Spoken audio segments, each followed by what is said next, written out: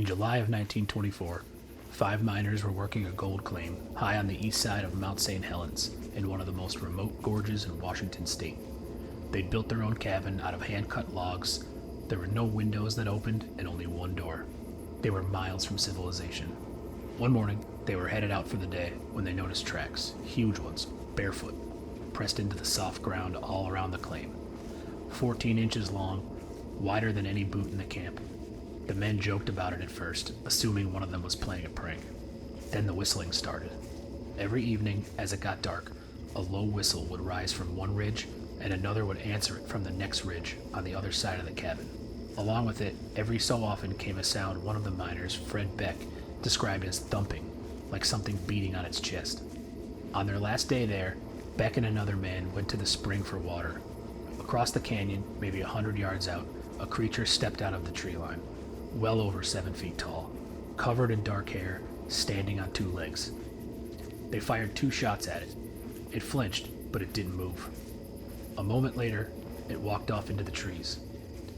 Later that day, Beck put 3 rounds into another one at the rim of the gorge and watched it drop off the edge into the canyon below.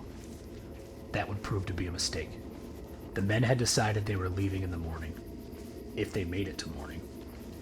Around midnight, something hit the cabin wall like a battering ram. Then something hit the roof. Then something hit everything, everywhere, all at once. Huge rocks were slamming into the logs from every direction in the dark. The men grabbed their rifles as the pounding circled the cabin. There was thudding on the walls. Then they heard heavy footsteps on the roof. The door began to shake violently, like something was trying to tear it open. The men braced it with a pole and held it while something on the other end was forcing its way in. At some point in that endless assault, a long, hairy arm punched in through the chinking gap in the wall, reached across the room and grabbed a hold of one of the miners, spun him around trying to pull him through the fresh hole blasted through the side of the cabin. The assault didn't stop until first light.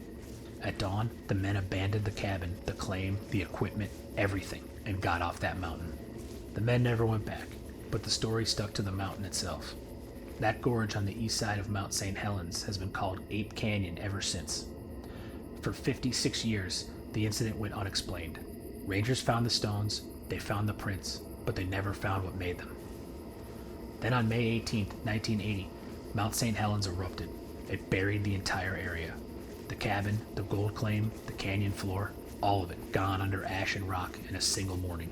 Whatever was up there in the summer of 1924, whatever answered that whistling from the far ridge, if there was ever proof of it, it's sealed under the mountain now.